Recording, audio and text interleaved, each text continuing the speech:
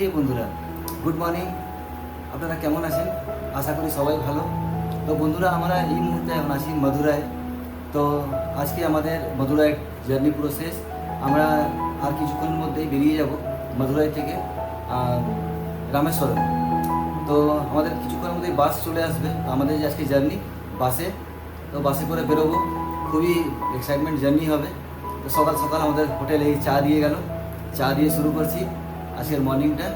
তো বন্ধুরা, আপনারা সঙ্গে থাকবেন, আপনাদেরকে সমস্ত কিছু জানাবো, সমস্ত কিছু দেখাবো আমরা কিভাবে ঘুরছি না ঘুরছি, এবং বাসে আমরা যে কোথায় কোথায় ঘুরবো, আমাদেরকে পুরো রামেশ্বরম ট্যুরটা পুরো সাইট সিইং করাবে। তো সমস্ত কিছু আপনাদেরকে দেখাবো। বন্ধুরা, আপনারা সঙ্গে থাক। আর বন্ধুরা, যদি আমার ভিডিও আপনাদের ভালো লেগে থাকে তো আমার চ্যানেলটিকে অবশ্যই সাবস্ক্রাইব করবেন, আমার ভিডিওটিকে লাইক করবেন, অ্যান্ড যত সম্ভব আমার ভিডিওকে শেয়ার করবেন। এই বন্ধুরা, দেখতেই পাচ্ছ, এই হলো আমাদের বাস চলে এসেছে নিতে আমাদেরকে। আমরা এটাতে করেই যাব রামেশ্বরম। তো চলো তোমাদেরকে দেখাই ভেতরে।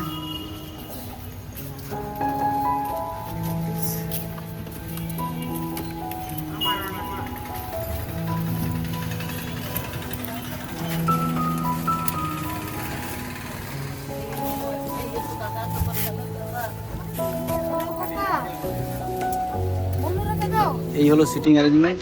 আমার সিট এখানেই সামনে। এই হলো আমার সিট সামনে, ফ্রন্ট সিট, উইন্ডো সাইড।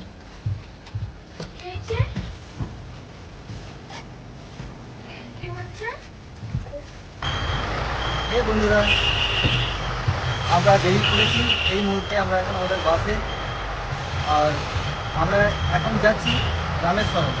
তো রামেশ্বরম যাওয়ার পথে যতগুলো আছে জায়গা ঘোরার, আমরা সব ঘুরবো এবং আপনাদেরকেও দেখাবো। তো আপনারা সঙ্গে থাকুন এবং দেখতে থাকুন।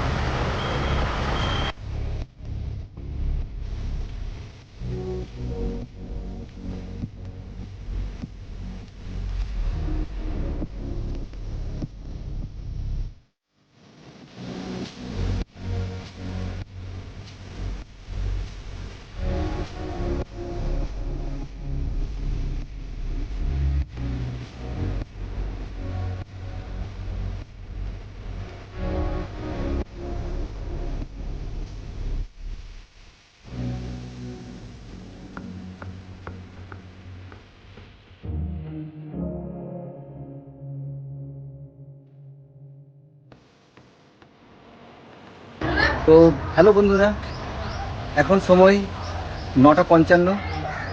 আমরা বাসে জার্নি করতে করতে এই এখানে দাঁড়ালো কিছু টিফিন করার জন্য। তো বন্ধুরা, আমরা এখন যাচ্ছি, টিফিন করে নিই। টিফিন করে আবার সেই জার্নি স্টার্ট হবে। এখনও রামেশ্বরম বেশ অনেকটাই ডিস্টেন্স, প্রায় 140 কিলোমিটার প্রায় এখনও পর্যন্ত বাকি। তো বন্ধুরা, কিছু খেয়ে নিই, খেয়ে দিয়ে তারপরে আবার বাসে উঠে পড়বো, যাব রামেশ্বরমের জন্য।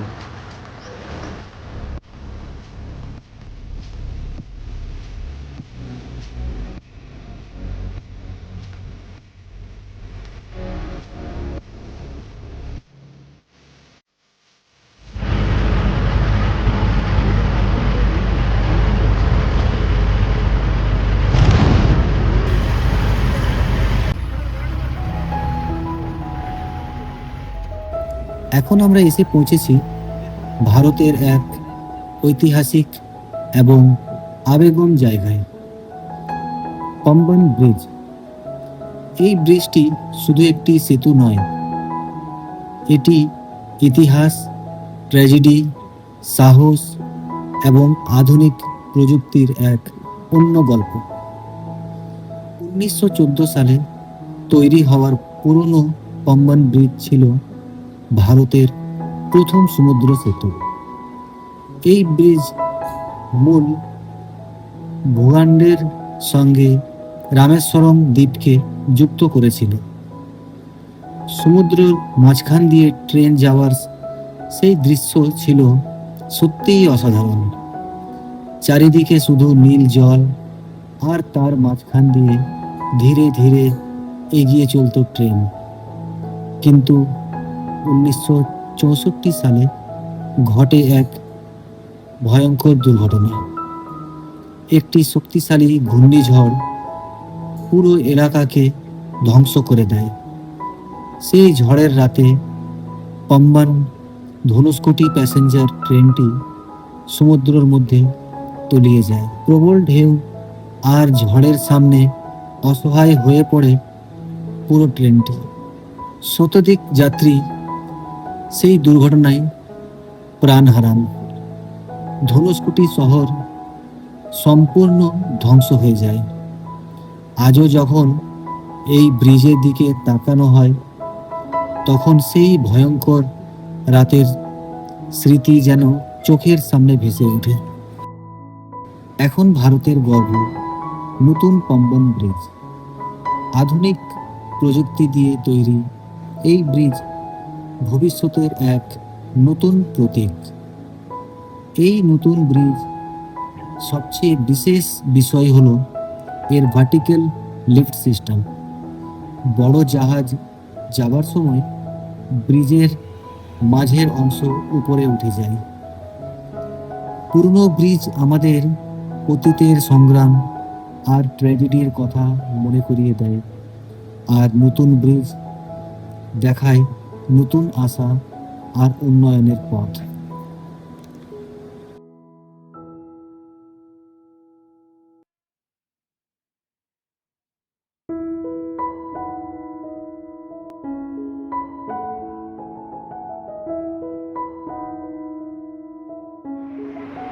হে বন্ধুরা, দেখতে পাচ্ছেন পথে যাওয়ার সময় আমরা এখানে দাঁড়িয়েছি সীতাকুণ্ড। এই হলো একটা ধর্মশালা। ধর্মশালার পাশেই দেখুন এই যে যাচ্ছি, এটা হলো সীতাকুণ্ড। এর পাশেই আছে নটরাজ মন্দির। তো সব দেখাবো আপনাদেরকে। প্রথমে দেখুন সীতাকুণ্ড। এই হলো সীতাকুণ্ড। জল এখন ভীষণ নোংরা হয়ে গেছে, পরিষ্কার পরিচ্ছন্ন করা হয়নি।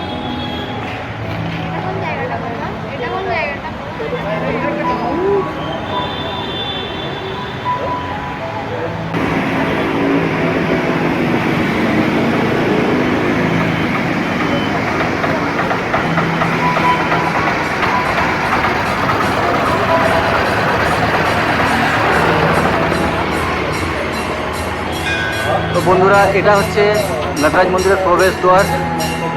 দেখছেন খুব সুন্দর।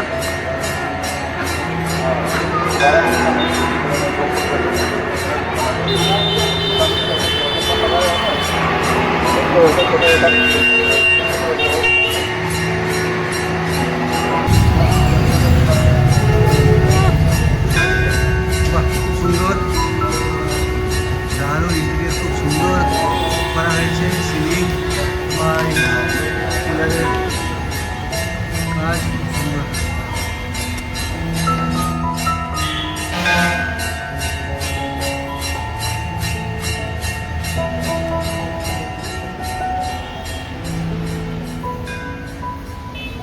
তো বন্ধুরা, নটরাজ মন্দিরের পরে আমরা এই মুহূর্তে এসে পৌঁছেছি শ্রী পঞ্চমুখী হনুমান মন্দির, যেখানে ফ্লোটিং স্টোনও আছে। চলুন তাহলে দেখা যাক, ভেতরে গিয়ে আপনাদের দর্শন করাই, যদি অ্যালাউ করে।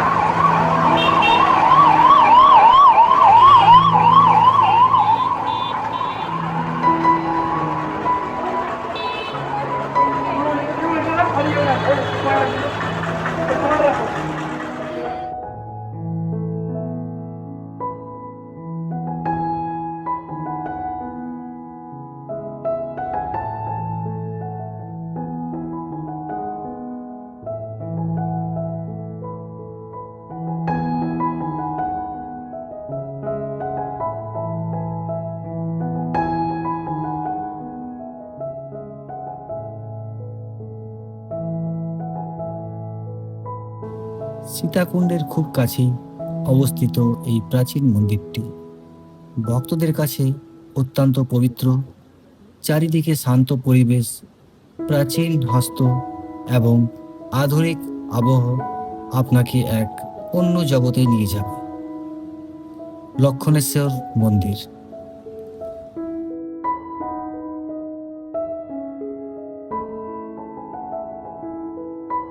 যদি আপনি রামেশ্বরম বা সীতাকুণ্ড ভ্রমণে আসেন, তাহলে অবশ্যই লক্ষণেশ্বর মন্দির একবার ঘুরে যাবেন। শুধু ধর্মীয় গুরুত্বই নয়, এই স্থান আপনাকে দেবে মানসিক শান্তি এবং ইতিহাসের এক জীবন্ত অনুভূতি।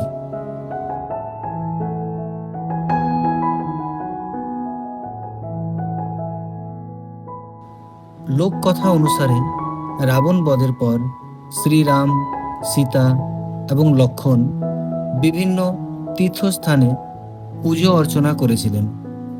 সেই সময় লক্ষ্মণ এই স্থানে মহাদেবের আরাধনা করেন এবং শিবলিঙ্গ প্রতিষ্ঠা করেন। সেই স্মৃতিকে ঘিরে গড়ে উঠেছে এই মন্দির।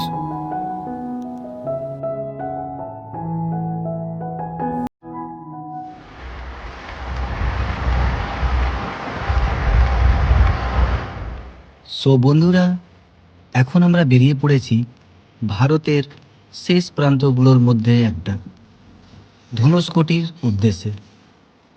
এই জায়গাটি তামিলনাড়ু আর রামেশ্বরম দ্বীপের শেষ সীমানায় অবস্থিত, যেখানে বঙ্গোপসাগর আর ভারত মহাসাগরের জল মিলেছে।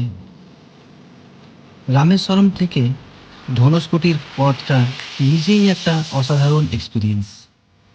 দেখুন, দুপাশে নীল সমুদ্র আর মাঝখানে লম্বা রাস্তা,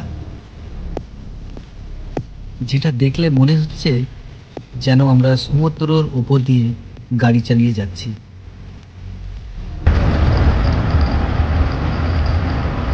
দেখুন বন্ধুরা, সামনে এই অসীম সমুদ্র আর নির্জন পরিবেশ যেন এক অন্য জগতে নিয়ে যায়। ফটোগ্রাফি, ড্রোন শট আর নেচার লাভারদের জন্য এটা একদম স্বর্গ।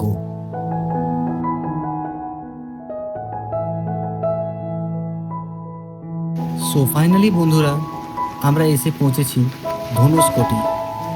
এই জায়গাটি বিশেষ গুরুত্ব বহন করে, কারণ বিশ্বাস করা হয় যে ভগবান শ্রী রামের সাথে এই স্থানের গভীর যোগাযোগ রয়েছে। যখন রাবণ মাতা সীতাকে লঙ্কাতে নিয়ে গিয়েছিল, তখন ভগবান শ্রীরাম তার ভক্ত হনুমান আর বানর সেনা নিয়ে লঙ্কা অভিযানের পরিকল্পনা করেন। এই সমুদ্র পাড়ে দাঁড়িয়েই ভগবান শ্রীরাম ঠিক করেন শ্রীলঙ্কা যাওয়ার জন্য এই সমুদ্র দিয়েই একটা সেতু তৈরি করবেন। নীল আর নালের নেতৃত্বে বানর সেনা বিশাল পাথর আর পাহাড় নিয়ে সমুদ্রের উপর এক সেতু তৈরি করতে শুরু করে। এই সেতু আজ রাম সেতু বা অ্যাডামস ব্রিজ নামে পরিচিত। এই সেতু পেরিয়েই প্রভু শ্রীরাম, হনুমান আর তার বানর সেনা নিয়ে রাবণের লঙ্কা থেকে মাতা সীতাকে উদ্ধার করে নিয়ে আসেন। লঙ্কা জয় করার পর প্রভু শ্রীরাম যখন ফিরে আসেন, তখন বিভীষণ তাকে অনুরোধ করেন যাতে এই সেতু ভবিষ্যতে কারো আক্রমণের পথ না হয়। তখন প্রভু শ্রীরাম তার ধনুষের আগ্রা দিয়ে সেতুর এক অংশ ভেঙে দেন। এই ঘটনার পর থেকে এই স্থানের নাম হয় ধনুষকোটি। আজও অনেক ভক্ত আর তীর্থযাত্রী এই জায়গায় আসেন ভগবান শ্রী রামের স্মৃতিকে শ্রদ্ধা জানাতে। আপনারা দেখতে পাচ্ছেন অসীম নীল সমুদ্র, নির্জন বালুকা বেলা আর এক অদ্ভুত শান্তি, যা মনে করায় রামায়ণের সেই মহান কাহিনী।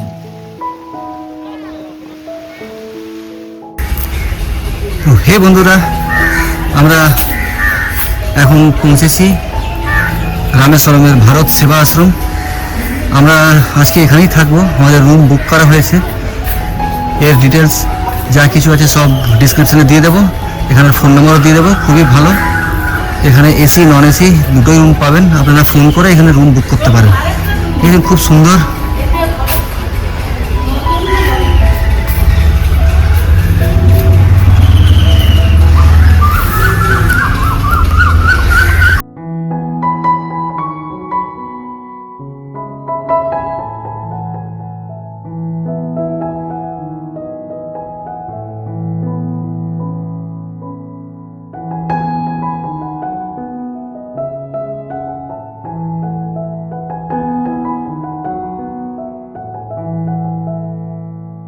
সো বন্ধুরা, তোমরা সবাই দেখতেই পাচ্ছ খুব সুন্দর পরিবেশ, একেবারে শান্তি।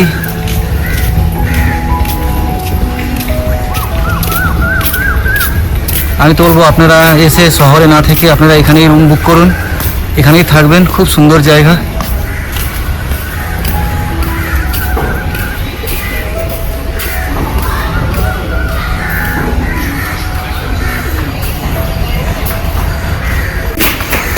ये तो पुलिस थी गाइस, छोटा धीरे से वाटर मारा।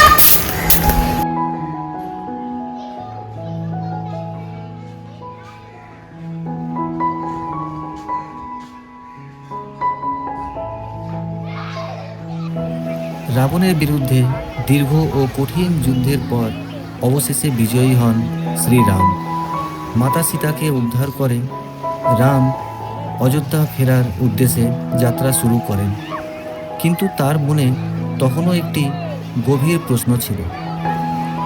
রাবণ ছিল রাক্ষসরাজ, কিন্তু এই সঙ্গে তিনি ছিলেন এক মহাজ্ঞানী, শিবভক্ত এবং ব্রাহ্মণ।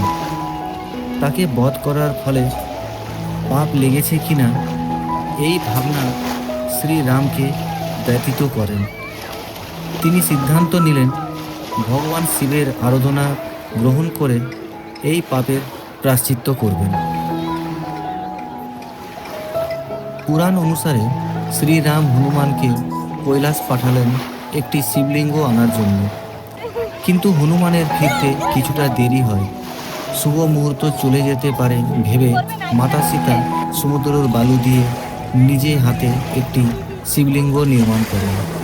সেই শিবলিঙ্গ শ্রীরাম পুজো করেন। পরবর্তীকালে হনুমান কৈলাস থেকে শিবলিঙ্গ নিয়ে এলে সেটিও মন্দিরে প্রতিষ্ঠিত হয়।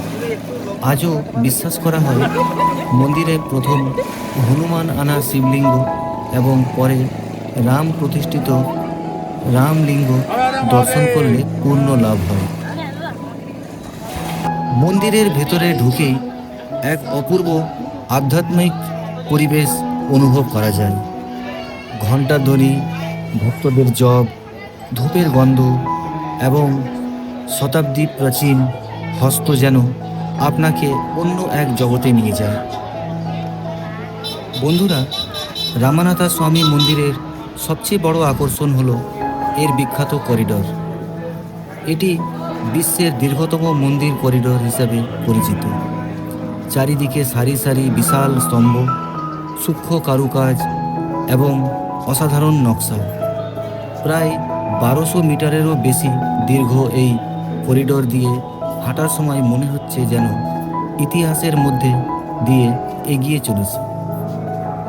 প্রতিটি স্তম্ভ রয়েছে অসাধারণ শিল্পকর্ম, যা দক্ষিণ ভারতের প্রাচীন হস্তকলার এক উজ্জ্বল নিদর্শন। রামেশ্বরম মন্দিরের আরও একটি বড় আকর্ষণ হল 22টি পবিত্র কূপ। বিশ্বাস করা হয় এই 22টি কূপের জল বিভিন্ন পবিত্র নদীর প্রতীক। ভক্তরা মন্দিরে প্রবেশ করার আগে এই কূপের জলে স্নান করেন। সবচেয়ে আকর্ষণ বিষয় হল এত কাছাকাছি থাকা সত্ত্বেও প্রতিটি কূপের জলের স্বাদ আলাদা।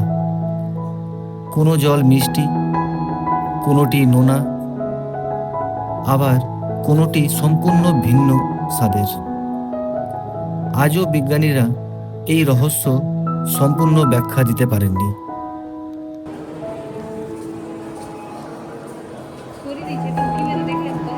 রামেশ্বরম শুধু একটি মন্দির নয়, এটি ভারতের 4 ধামের অন্যতম।